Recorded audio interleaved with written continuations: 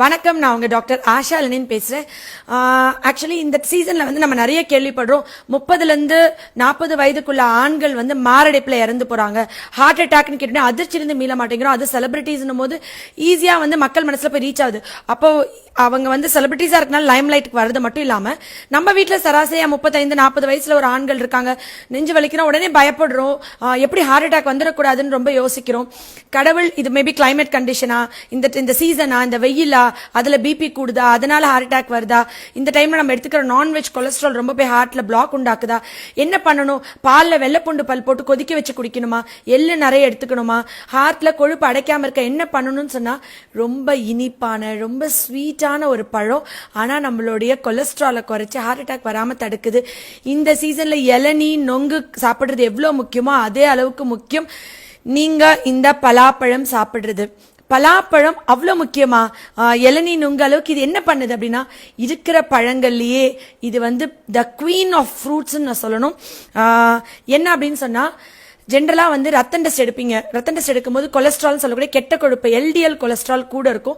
ரத்தத்துல ஹோமோசிஸ்டைன் அப்படின்ற ஒரு அமினோ ஆசிட் வந்து ரொம்ப கூட இருக்கும். இந்த ஹோமோசிஸ்டைன் கூட இருந்தா டாக்டர் என்ன சொல்வாங்கன்னா, உங்களுக்கு வந்து ஹோமோசிஸ்டைன் கூட இருந்தா அங்கங்க பிளட் கிளாட் ஆயிரும், உங்களுக்கு வந்து பிளாக் வரும், ஹார்ட் அட்டாக் வரும், ஸ்ட்ரோக் வரும்னு சொல்லுவாங்க. இந்த ரத்தத்துல உள்ள ஹோமோசிஸ்டைன் ஏன் கூடுதுன்னா, விட்டமின் B6, B12, ஃபோலேட் இந்த 3 சத்துக்கும் குறைபாடு இருக்கிறனால தான். இந்த ஹோமோசிஸ்டைன் ரத்தத்துல குறைக்கக்கூடிய ஒரே உணவுப் பொருள் பலாப்பழம். பலாப்பழம் சாப்பிட்டா ரத்தத்துல உள்ள ஹோமோசிஸ்டைன் குறைஞ்சு, அண்ட் இதுல B6, B12 ஆப்வியஸா ரொம்ப கூட இருக்கு. விட்டமின் சி நிறைய இருக்கு. விட்டமின் சினாவே நம்ம புளிப்பு ஐட்டம், லெமன் அந்த மாதிரி தான் யோசிப்போம். கொடுக்காப்புளிக்கு அப்புறம் இனிப்பான பழங்கள்ல பலாப்பழத்துல விட்டமின் சி அதிகமா இருக்கு. இந்த பலாப்பழம் சாப்பிடும் போது ரத்தத்துல ஹோமோசிஸ்டைன் குறையறது இல்லாம பொட்டாசியம் இதுல நிறைய இருக்கிறதுனால பிபி குறையுது. எல்டிஎல்னு சொல்லக்கூடிய லோ டென்சிட்டி லிப்போப்ரோட்டீன், அதாவது அந்த கொலஸ்ட்ரால் என்னன்னா, ஆப்பிள் மேல வேக்ஸ் தருவாங்க நம்ம கேள்விப்பட்டிருப்போம்.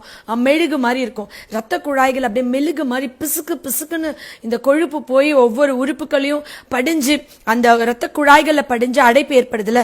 இது என்ன பண்ணும், போய் ஒவ்வொன்றையும் கொட்டி அந்த ரத்த குழாய்களை ஃபுல்லா சுத்தம் பண்ணி கையால் இப்படி கிளீன் பண்ற மாதிரி கிளீன் பண்ணி லிவருக்கு கொண்டு வந்து எல்லா கெட்ட கொழுப்பையும் சேர்த்திரும், அது அங்கிருந்து வெளியேற்றிரும். ஸோ பலாப்பழம் சாப்பிட்டா ஹார்ட் அட்டாக் வராது, கொலஸ்ட்ரால் குறையும், ஸ்ட்ரோக் வராது. நீங்க பால்ல வெள்ளைப்பூண்டு பல் கொதிக்க வச்சு குடிச்சா கூட வேர்வை நாற்றம் வரும், இல்ல உங்களுக்கு வந்துட்டு அல்சர் வரலாம், எல்லாமே வரலாம். பட் பலாப்பழம் நம்மளுக்கு இது வந்து நேற்று நான் படிக்க ஆரம்பிச்சதுக்கு அப்புறம் ஒரு மாதமா இதை பத்தி நான் ஆய்வு, ஏன்னா பலாப்பழம் சீசன் ஆரம்பிச்சு ஆல்மோஸ்ட் பிப்ரவரில இருந்தே ஸ்டார்ட் ஆயிடுச்சு. பட் இன்னும் 2 மாசம் தான் இருக்கு. நான் கடைசி நேரத்தில் இந்த வீடியோ போடுறேன்னு நினைக்காதீங்க. 3 மாதங்கள் நான் அவ்வளோ ஜேர்னல்ஸ் அவ்வளோ புக்ஸ் எடுத்து படிச்சேன். அமெரிக்கன் ஹார்ட் ஃபவுண்டேஷன்ல வந்துட்டு ஜாக் ஃப்ரூட் சாப்பிட்டால், இந்த பழங்கள் சாப்பிட்டா பிபி குறைஞ்சி கொலஸ்ட்ரால் இல்லாம ஆயிட்டு, கெட்ட கொழுப்பு இல்லாம ஆயி நல்ல கொழுப்பு கூடி ஹார்ட் அட்டாக் ஹார்ட் அட்டாக் ஸ்ட்ரோக்கும் வராதுன்னு சொல்லியிருக்காங்க. இது மட்டும் தானா அப்படின்னு பாத்தீங்கன்னாக்கா, சில பழங்கள் வந்து சாப்பிட்டா சர்க்கரை கூடும், சில பழங்கள் சாப்பிட்டா சர்க்கரை குறையும். அதாவது ஒரு பழத்தோட கிளைசிமிக் இண்டெக்ஸ் வச்சுதான் அந்த பழம் வந்து சர்க்கரை வியாதி வருமா வராதான்னு சொல்லலாம். சில பழங்கள் கிளைசிமிக் இண்டெக்ஸ் கூட இருக்கும், சிலதுக்கு கிளைசிமிக் இண்டெக்ஸ் குறைய இருக்கும். ஆனா பலாப்பழத்துக்கு கிளைசிமிக் இண்டெக்ஸ் நியூட்ரல். இது சாப்பிட்டா சர்க்கரை கூடவும் செய்யாது, குறையவும் செய்யாது. இது சாப்பிட்டா உங்களுக்கு ஆரோக்கியத்துக்கு நல்லது. ஏன் அப்படி சொல்றேன்னா, சர்க்கரை வியாதிக்காரங்க, கிட்னி ஃபெயிலியர் பேஷண்ட்ஸ் மட்டும் தான் பலாப்பழம் சாப்பிடக்கூடாது. ஏன்னா இதுல பொட்டாசியம் நிறைய இருக்கு. அவங்கள தவிர மித்த எல்லாரும் பலாப்பழத்தை நிறைய சாப்பிடலாம். உங்களுக்கு ரொம்ப அதிர்ச்சியான ஆச்சரியமான ஒரு விஷயம் சொல்றேன். நான் தினம் ஒரு தண்ணின்னு வீடியோ போட்டேன். அதுல அடுத்த தண்ணி வந்து பலா இலைய வந்து சுடுதண்ணிக்குள்ள போட்டு கொதிக்க வச்சு குடிக்கிற தண்ணி. நீங்க நம்புறீங்களா? 2013 மிகப்பெரிய ஒரு ஆய்வு நடந்திருக்கு. அதுல எலிகளுக்கு இந்த பலா இலைய கொதிக்க வச்சு தண்ணிகள் கொடுக்கும் பொழுது சுகர் இல்லாம ஆயிருக்கு. கொய்யா இலைய கொதிக்க வச்சு குடிச்சா 45 நாள் சுகர் இல்லாம ஆகும்னு சொன்னல, அதை விட 1000 மடங்கு பெனிஃபிட்ஸ் நம்ம பலா இலைக்கு இருக்கு. இந்த பலா இலைய வந்துட்டு சர்க்கரை வியாதி உள்ள 20 பேர் டயட்ல இருக்க சொல்லி, எக்ஸசைஸ் பண்ண சொல்லி, சாப்பாடு கண்ட்ரோல் பண்ணி செக் பண்ணிருக்காங்க. 20 பேருக்கு இந்த தண்ணி மட்டும் கொடுத்துட்டு என்ன வேணா சாப்பிட்டுக்கலாம், எப்படி வேணா இருந்துக்கலாம், எக்ஸசைஸ் பண்ணாம செக் பண்ணிருக்காங்க. இந்த பலாயில தண்ணி குடிச்ச 20 பேருக்கு சர்க்கரை இல்லாம ரத்தத்துல இன்சுலின் அளவு கூடி இருக்கு. எப்படி ஆக்ட் பண்ணுதுன்னு ஆய்வு பண்ணும் போது நான் ரொம்ப அதிர்ச்சி ஆயிட்டேன். என்னன்னா இது கணையத்துல போய் கணையத்துல இருக்கிற செல்கள் அழியாம தடுத்து it stops destruction of pancreatic cells. பான்கிரியாஸ்ல இருக்கிற செல் வந்து அழிஞ்சு போயிடாம இது தடுத்து பான்கிரியாஸை இளமையாக்கி இன்சுலின் சுரபியை கூட்டுது. யோசிச்சு பாருங்களேன், அப்பா அம்மாக்கு சுகர் இருந்துச்சு எனக்கு வந்துச்சு, அப்பா அம்மாக்கு சுகர் இருந்துச்சு எனக்கு வந்துச்சுன்னு சொல்றதுக்கு ஒரு வயசு இருக்கு, ஒரு வரம்பு இருக்கு.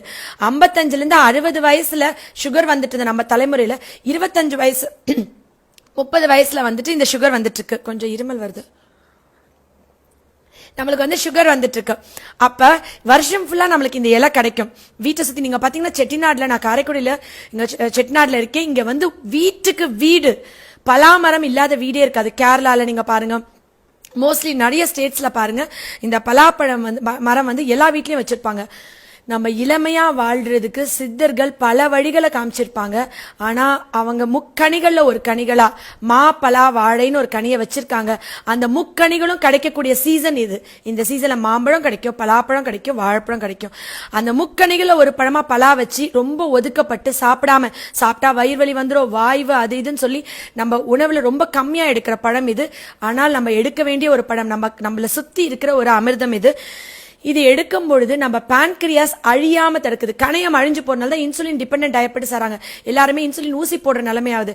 4 வயது 5 வயதுல இருக்க மாசமா இருக்கவங்க கூட இந்த தண்ணி வாரத்துல ஒரு நாள் குடிக்கலாம்.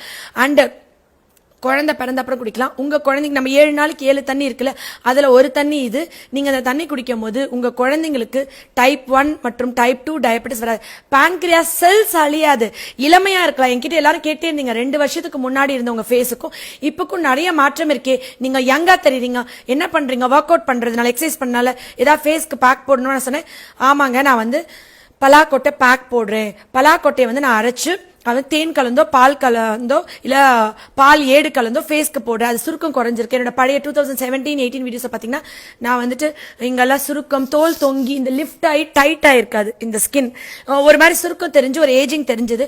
ஆனா இப்ப உண்மையாவே எனக்கே டிஃபரன்ஸ் தெரியுது. நான் வந்துட்டு டெய்லி ஒரு நாள் தவறாம நைட் இந்த பலாக்கொட்டை பேக் போடாம தூங்குறது இல்ல. இந்த 2 வருஷம் இந்த வீட்டுக்கு வந்தப்ப எங்க வீட்டுக்கு பின்னாடி ஒரு பலாமரம் இருக்கு, இருக்கேன்னு சொல்லிட்டு யூஸ் பண்ண ஆரம்பிச்சேன். சத்தியமா இதுக்கு இவ்ளோ பயன் இருக்குமா? அதுவும் நான் படிக்க நேற்று ராத்திரி எப்படா பொழுது வீடியோ, எப்படா இந்த வீடியோ போடுவோன்ற அளவுக்கு ஆயிருச்சு. ஒவ்வொரு விஷயமும் எனக்கு அவ்வளோ ஒரு ஆச்சரியத்தை கொடுத்துச்சு.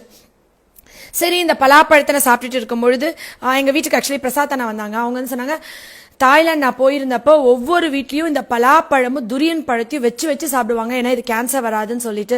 இது ரொம்ப முக்கியம்பான்னு சொல்லிட்டு ஒரு பாத்திரம் ஃபுல்லா வச்சிருந்தேன். ஆல்மோஸ்ட் பாதி காலி பண்ணி சாப்பிட்டாங்க உட்காந்து. ரொம்ப முக்கியம், பிள்ளைகளை சாப்பிடுங்கன்னு சொல்லிட்டு. அப்படி இது கேன்சர் ஆக்ட் பண்ணுமா?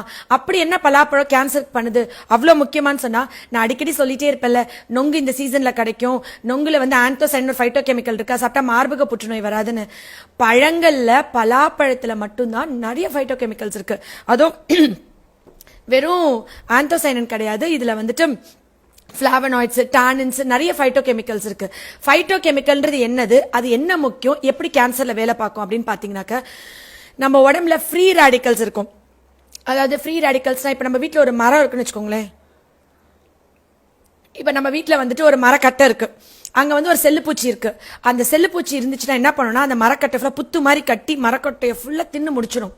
அதே மாதிரி நம்ம உடம்புல ஃப்ரீ ரேடிக்கல்ஸ் இருந்தா அது நம்ம உடம்புல இருக்கிற எல்லா நல்ல செல்களையும் டிஷ்யூக்களையும் தின்னு நம்ம உடம்பு அழிச்சிடும். அதுதான் கேன்சர். ஃப்ரீ ரேடிக்கல்ஸ் தான் கேன்சர் வர்றதுக்கு காரணம்.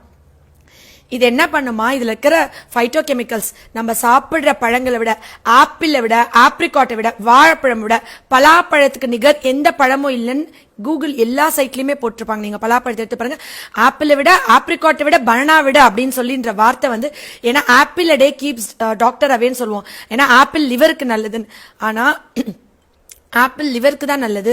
பலாப்பழம் வந்து நம்மள இளமையா வச்சுக்க, 150 வயசுலயும் நான் வந்து ஒரு 70 வயசுமா தெரியணும் அப்படின்னு சொன்னா, நான் வந்து 50 வயசுலயும் ஒரு 30 வயசுமா தெரியணும்னு சொன்னா பலாப்பழம் சாப்பிடணும். வெளியே இருக்கிற தோல் சுருக்கம் மட்டும் தான் அப்ளை பண்ணா குறையுதுன்னு கிடையாது, உள்ள இருக்கிற உறுப்புகள் இளமையா இருக்கு. அப்படி இந்த ஃபைட்டோ கெமிக்கல்ஸ் ஃப்ரீ ரேடிக்கல்ஸை மட்டும் தான் தடுத்து இது வந்துட்டு கேன்சர் வராம தடுக்குதா அப்படின்னு பார்த்தா, நான் இந்த விஷயத்த சொன்னா நீங்க ரொம்ப ஆச்சரியப்பட்டுருவீங்க. கேன்சர், இப்ப இதுதான் கேன்சர் செல்னு வச்சுக்கோங்களேன். இப்ப நம்ம மரத்துல இருக்கிற வேர் வந்து தண்ணி போற பாதை ஃபுல்லா வேர் படர்ந்து தண்ணியை உறிஞ்சி வேர் வந்து படர்ந்துட்டே போகும். எங்கெல்லாம் தண்ணி இருக்கோ அதை நோக்கி போகும். இப்ப கேன்சர் செல்ஸ் என்ன பண்ணும்னா, சுத்தி வந்துட்டு ரத்த ஓட்டம் இருக்கிற பகுதிக்கு ஃபுல்லா அப்படி போய் அப்படியே சிலந்தி வலை மாதிரி இது விரிச்சுக்கிட்டே போகும். இந்த பலாப்பழம் நம்ம நிறைய எடுத்துக்கும் பொழுது இந்த கேன்சர் செல் சுத்தி ஒரு புது இரத்த குழாய் கூட உருவாகாம தடுக்குமா. First thing. செகண்ட் திங், இந்த இரத்த குழாய்கள் வர்றது மட்டும் இல்லாம இது காய விட்டு பட்னி போட்டு சாவடிச்சிருமா கேன்சர் செல்ஸை. ஸோ பரம்பரையா கேன்சர் இருக்கு, ஜெனட்டிக்கா கேன்சர் ஃபேமிலியில இருக்கு, இல்ல கேன்சர் எனக்கு ஏற்கனவே இருக்கு அப்படின்னா நான் நிறைய பலாப்பழம் எடுக்கும் பொழுது இதுல ப்ரீபயோட்டிக்ஸ் இருக்கு, அதனால குடல் சம்பந்தமான புற்றுநோய்கள் ஸ்பெசிஃபிக்காவே வராதுன்னு சொல்லுவாங்க. இது வந்துட்டு இந்த கேன்சர் செல்களை சுத்தி வந்துட்டு ரத்த குழாய்கள் குறைக்கிறது இல்லாம இந்த செல்ஸ்க்கு போற ரத்த ஓட்டத்தையும் குறைச்சு இது முழுசா அழிக்குமா.